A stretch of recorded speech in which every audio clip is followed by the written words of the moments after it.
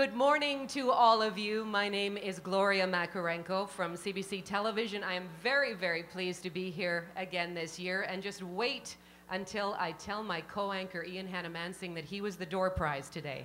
I don't think he knows yet. He's a good sport. So let me begin by acknowledging that this event takes place on the traditional territories of the Coast Salish people. And West Coast Leaf has asked me to begin by thanking the wonderful presenting sponsor, the law firm of Fasken Martineau. As well as very special thanks to the Vancouver Sun and to CBC and to all this morning's sponsoring organizations. Now this event, of course, is only the success that it is because of the commitment of the law firms and the labor organizations and the women's organizations that show both the event and to West Coast Leaf. So thank you. Big round of applause for all of the support. So I do apologize, there is more of me, which I'd be happy to discuss later. What I want to do this morning is I want to talk to you about what LEAF has done this past year, which is what my traditional role as president is. As you know, LEAF works in 3 areas: legal education, law reform, and litigation, and we've been active in all 3. With respect to legal education, we are continuing to expand our services to youth. Our No Means No workshop, which is educating youth about their rights with respect to consent to sexual activity, continues to be very strong, and the need for that continues to be as great. And our newer program, Youth in the Workplace, which teaches youth about their rights as employees and their responsibilities as members of the workforce, also continues. And the very interesting thing about these 2 programs is we don't go out and deliver them to youth. It's a peer facilitation model. So we are training youth to train and to teach and educate and participate in learning about equality and equality rights with their peers. And we're very excited to have in our fold each year more and more youth facilitators who continue to grow and contribute to our organization. And some of them have been instrumental in our youth website, which, although it has been delayed from time to time, is going to be launched this April. And I encourage you yourselves and to pass this on to any youth you know to come and visit it. It's going to be spectacular. We also have a speakers bureau, which is growing, and growing its need for volunteer speakers, where we provide a speaker to speak on a variety of topics to any organization that wants us to come and talk to them. With respect to law reform, one of the things that I am most excited about is our CEDAW report card. CEDAW is the United Nations Convention on the Elimination of All Forms of Discrimination against Women.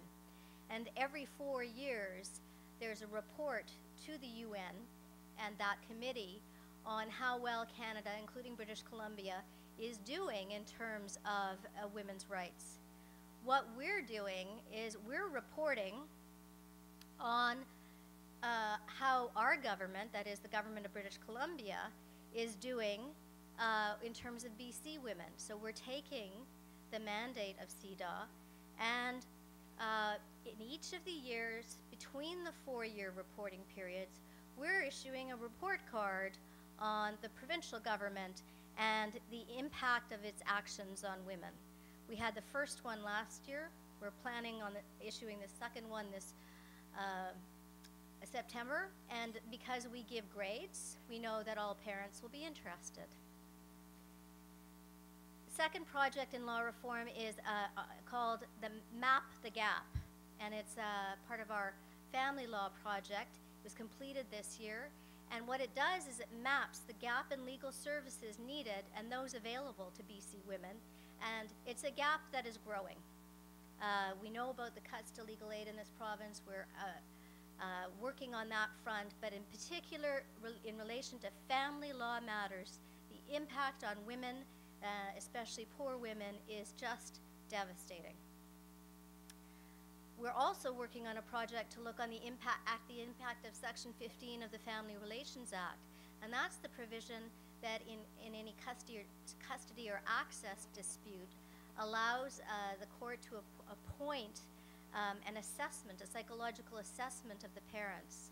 And we're very concerned about those kinds of reports and how they're used, and how women, particularly women who have language issues or poverty issues, are perceived and then described to the court through those reports. We continue to develop position papers on a variety of current topics of interest to us and to you. Those position papers allow us to be responsive. I mean, when an issue comes up in public or in the courts or in government, we need to be able to respond quickly, which means we need to know what we think about often very controversial issues. So we have developed position papers on human trafficking. We are developing ones on access to justice and women in housing. And finally, we're reviving something that started 25 years ago or more with the start of Leaf National, the concept of the gender audit. And what we're doing for BC legislative initiatives is to audit what the gender impact of our government's legislative initiatives is. Right now, thank you. I think this is very important. Right now, we're looking at the gender impact of BC's climate change policy, and specifically the Carbon Tax Act.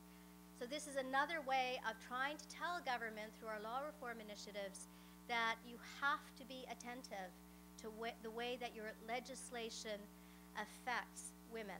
It's not enough to make those assumptions that it's going to be neutral, gender neutral. It often isn't. Thirdly, litigation, and as any of you were here in previous years know, litigation is near and dear to my heart, but we are currently participating in two cases. The SWAV case, which is the organization Sex Workers United Against Violence, is going to be heard at the BC Court of Appeal at the end, was heard actually, at the BC Court of Appeal at the end of January. You see, I haven't actually caught up with the fact that we're into 2010 already. We're waiting for the decision on that. Now, that isn't the decision about the merits of the case. It's a decision about the right of this organization, a public interest organization, to bring the case. Now, quite apart from the very interesting and difficult issues involved in whether or not prostitution should be criminalized, there's no question that the ability of public interest organizations to bring issues like this to the court, to raise those constitutional concerns, is absolutely crucial, because people who want to assert their equality rights and other charter rights who are from marginalized groups cannot bring these cases. So the BC courts move to narrow the concept of public interest standing would mean that equality-seeking organizations, grassroots organizations, anyone who's looking to the courts for access to justice is going to be out of luck. So this is a very important case, and we're very hopeful that the BC Court of Appeal will broaden public interest standing.